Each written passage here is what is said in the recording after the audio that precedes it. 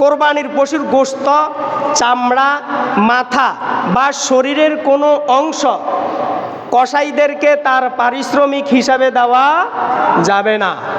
খেয়াল রাখবেন, মোট কথা যেই আপনার পশুর সাথে আপনাকে সহযোগিতা করার জন্য কাজ করবে, কাজ করার পরে চামড়াও দিতে পারবেন না, গোশতও দিতে পারবেন না। মোট কথা কোরবানির এই পশুর কোনো অংশ দ্বারাই তাকে পারিশ্রমিক হিসাবে দিতে পারবেন না। এবার আসেন মাসালা নম্বর 6। কোরবানির গোশত 3 ভাগে বন্টন করা উত্তম। তবে যদি কেউ চায় যে আমি 3 ভাগ দিব না, আমি কাউকে দিব না, তাহলে সমস্ত গোশত নিজের জন্য রেখে দিতে পারবেন। 3 ভাগে বন্টন করা উত্তম, সুন্নত। কি 3 ভাগে বন্টন করা? সুন্নত, ওয়াজিব নয়, সুন্নত। এটা ভালো করে খেয়াল রাখবেন। অনেকে মনে করে যে যদি আমি 3 ভাগে বন্টন না করি তাহলে হয়তো আমার কোরবানি হবে না। বিষয়টা এরকম না। 3 ভাগে বন্টন করা সুন্নত, উত্তম, সওয়াব, সওয়াবের কাজ। 1 ভাগ নিজের জন্য, 1 ভাগ আত্মীয় স্বজনদের জন্য, আরেক ভাগ গরিব দুঃখীদের জন্য। যদি কেউ চায় যে আমি সমস্ত গোশত নিজে খাওয়ার জন্য রেখে দিব, সেটাও পারবে, সেটাও পারবে। মাসালা নম্বর 7। কোরবানির পশুর চামড়া প্রক্রিয়াজাত করে নিজে ব্যবহার করা যাবে। কি বলছি?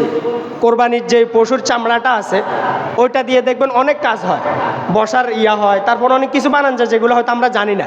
তবে যদি এরকম কোনো নিয়ম থাকে যে আপনি কোরবানির পশুটাকে নিয়েছেন, জবাই করার পরে চামড়াটাকে এমনভাবে, মোট কথা নিজে ব্যবহারের যোগ্য করে নিজে ব্যবহার করতে পারবেন, নিজে ব্যবহার করতে পারবেন। তবে যদি এই চামড়াটাকে বিক্রি করে দেন তাহলে পুরো টাকাটা গরিব দুঃখীদেরকে দিয়ে দেওয়া ওয়াজিব। এই টাকার 1 টাকাও আপনি খেতে পারবেন না, চামড়া। মাসালা নম্বর 8। মৃত ব্যক্তির পক্ষ থেকে কোরবানি। ধরেন আপনার বাপ দাদা মারা গেছে, বাপ দাদা মারা যাওয়ার পরে আপনাকে কেউ কিছু বলে যায় না যে আমার নামে কোরবানি দিও। তখন আপনি যদি চান যে আমি আমার মৃত বাবার পক্ষ থেকে, আমি আমার মৃত মায়ের পক্ষ থেকে কোরবানি দিব, কোরবানি দিতে পারবেন, কোনো অসুবিধা নাই। তবে ওই কোরবানির গোশত আপনি নিজেও খেতে পারবেন এবং গরিব, ওই যে আগের গোশতের নাই 3 ভাগে বন্টন করে 1 ভাগ নিজের জন্য, আরেক ভাগ গরিব দুঃখীদের জন্য, আরেক ভাগ আত্মীয় স্বজনদের জন্য। আবার যদি চান তাহলে ওই পুরো গোশতটা আপনিও খেতে পারবেন।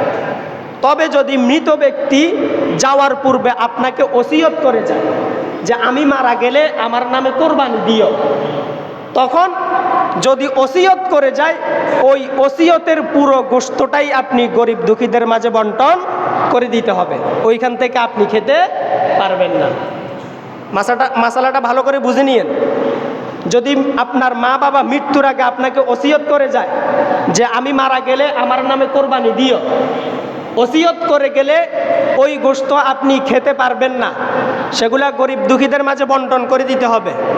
আর যদি ওসিয়ত করে না যায় তাহলে আপনি পূর্বের গোশতের বন্টনের মতো 3 ভাগে বন্টন করে 1 ভাগ নিজের জন্য, 1 ভাগ আত্মীয় স্বজনদের জন্য, 1 ভাগ গরিব দুঃখীদের জন্য দিতে পারবেন, কোনো অসুবিধা নাই। চাইলে পুরো গোশতটাও আপনি নিজেও খেতে পারবেন।